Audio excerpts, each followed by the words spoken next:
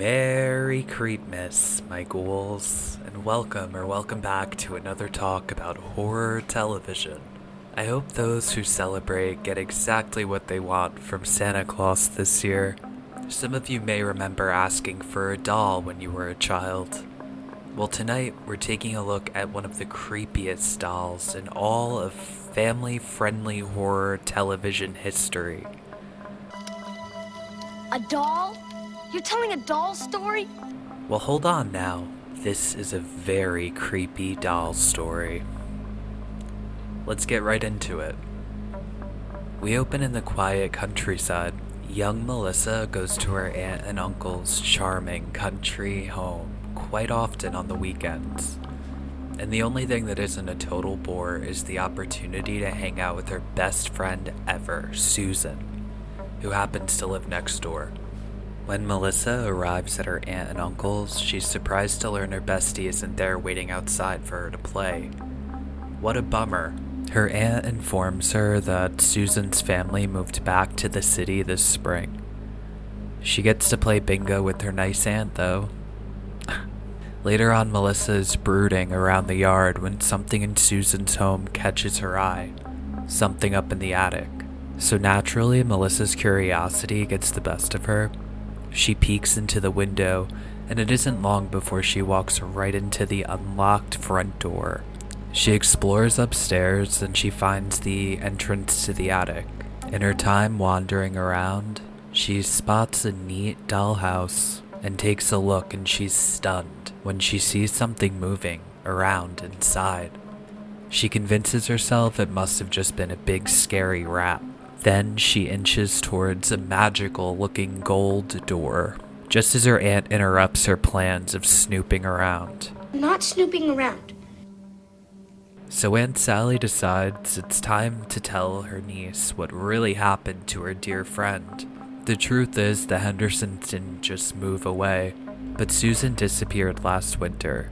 Everyone in town helped look for her, but no one turned up with any clues. The girl's parents were so distraught that they no longer live in that house. But they won't put it up for sale yet. They still hope that one day Susan will come back. Wow, this is a heavy topic for a young audience. Later that night, we get a ham-fisted exposition dump, where Melissa eavesdrops in.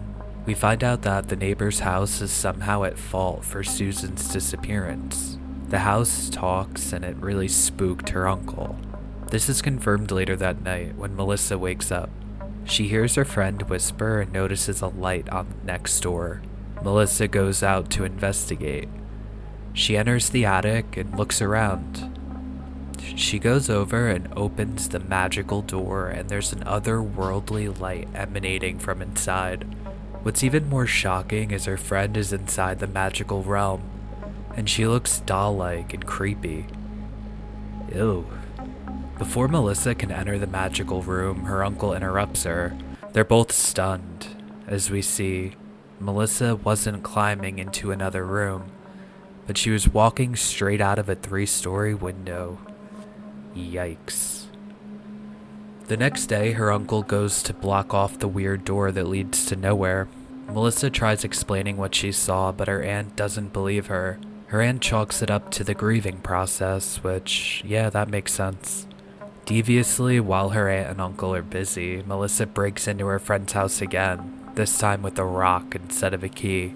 She steps inside the strange door and walks around in search of Susan.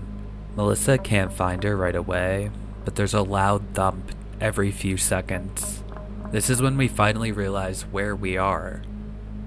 She's inside of the dollhouse. Melissa can see her aunt walking around looking like a giant from one of the rooms. Melissa calls for her aunt repeatedly to no avail. This is when we find her friend, finally. Susan has turned into a doll.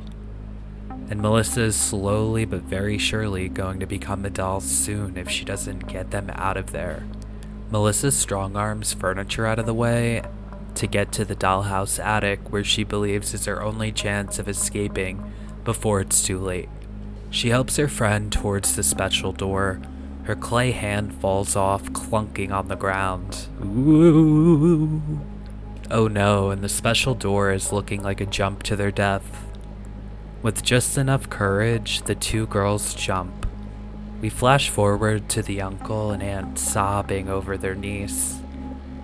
After a sweet, warm return, finally, Melissa and her bestie Susan can hang together at last. What a darling episode. I would say this episode is just the right spook factor for its demographic, and one clay hand drop really got me. I think the message I most gathered from this one is don't leave your friends behind.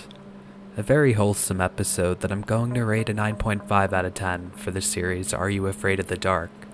Yeah, sure, it could be a little more gruesome or creepy, but tell me, would you jump out of a 3-story window out of faith? Because logically, I'm saying heck no. Also, if the girls both became dolls, they would never be found without a doubt, and that's very scary. I liked the acting a lot and the writing was great. I got to know the characters enough to really care and want Melissa to find her friend. The show always makes me happy. It's a very well done children's horror show. I hope to cover other good ones soon, so be sure to leave me your favorites down in the comments, as I forgot so many of these from when I watched them as a kid. Huge thanks to my patrons for making this video possible. If you'd like to see more content like this, please consider donating a few dollars over on Patreon. I really appreciate it. If not, a simple smash of that subscribe button costs nothing and helps me out a bunch. Thank you. Be well and stay spooky.